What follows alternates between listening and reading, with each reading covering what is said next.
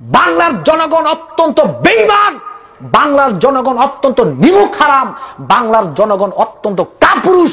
যেই নবীর চরিত্র সম্পর্কে আল্লাহ নিজে সার্টিফাই করেছেন, সেই নবীর চরিত্র নিয়ে যখন বাংলার জমিনে কথা হয়, তখন বাংলার নামদারি মুসলিমরা কিছুই বলে না।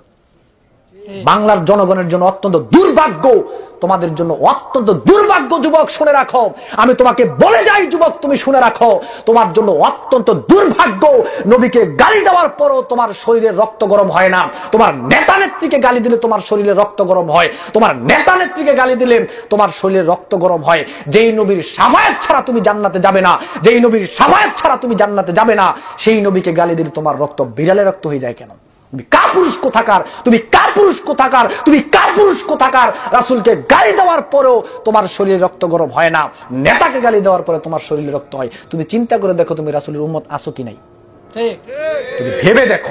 ঠিক, তুমি রাসূলকে ভালোবাসো বলো? রাসূলের ভালোবাসা তোমাকে আমি শিখাই। তুমি রাসূলের আনুগত্য করো, তোমাকে রাসূলের আনুগত্য শিখাই। হাদিসটা সহিহ। এক অন্ধ সাহাবী আল্লাহ রাসূল সাল্লাল্লাহু আলাইহি ওয়াসাল্লামের কাছে গিয়ে বলল, ইয়া রাসূলুল্লাহ, আমার এক দাসী ছিল, তার সাথে আমার মেলামেশা করার কারণে দুইটা সন্তান হয়েছে। আমি আমার স্ত্রীকে এত ভালোবাসি, নারী জগতে কোন নারীকে এত ভালোবাসি না যত ভালো আমার স্ত্রীকে বাসি। আমার সন্তানকে আমি এত ভালোবাসি, অন্য কাউকে আমি এত ভালোবাসি না।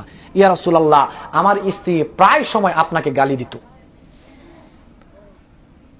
সেদিন সে গালি দিয়েছে, আমি নিষেধ করেছি, সে আমার গালি শুনে নাই। আমি নিষেধ করেছি, সে আমার বারণ শুনে নাই। ইয়া রাসূলুল্লাহ, আমি একটা কোদাল নিয়ে তার পেটের উপরে চড়ে বসে একেবারে কোদাল দিয়ে আমি তাকে দ্বিখণ্ডিত করে দিয়েছি। ইয়া রাসূলুল্লাহ, আমার স্ত্রীকে আমি এত ভালোবাসি, নারী জগতে আমি কাউকে এত ভালোবাসি না। আমার স্ত্রীকে আমি এত ভালোবাসি, নারী জগতে আমি কাউকে এত ভালোবাসি না।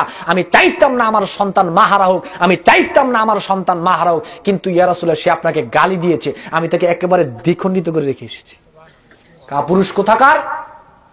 তুমি দাবি করো কিভাবে তুমি রাসূলের উম্মত? তোমার নেতা নেত্রীকে গালি দিলে তোমার শরীরে আগুন জ্বলে যায়, তুমি বিশ্ব নবীকে গালি দেওয়ার পরে তুমি বিড়াল হয়ে যাও কেন? দেখি পরকালে রাসূল তোমাকে শাফায়াত করে কিনা। এত সোজা নয়। সহিহ বুখারী মুসলিমে এসেছে, লা ইউমিনু আহাদুকুম হাত্তা আকুনা আহাব্বা ইলাইহি মিন ওয়ালিদিহি ওয়া ওয়ালাদিহি ওয়ান নাসি আজমাইন।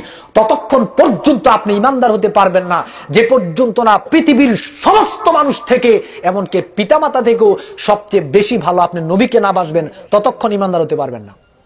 তাহলে আপনাকে পরীক্ষা করি আপনি ঈমানদার কিনা।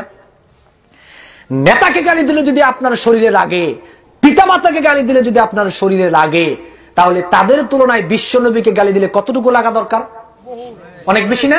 কিন্তু বিশ্ব নবীকে গালি দিলে যদি আপনার গায়ে না লাগে, আর নেতাকে গালি দিলে যদি আপনার গায়ে লাগে, বুঝতে হবে আপনি ঈমানদার না। হাদিস বুখারী মুসলিমের, দেখি আপনি পারলে উল্টান। হাদিস বুখারী মুসলিমের।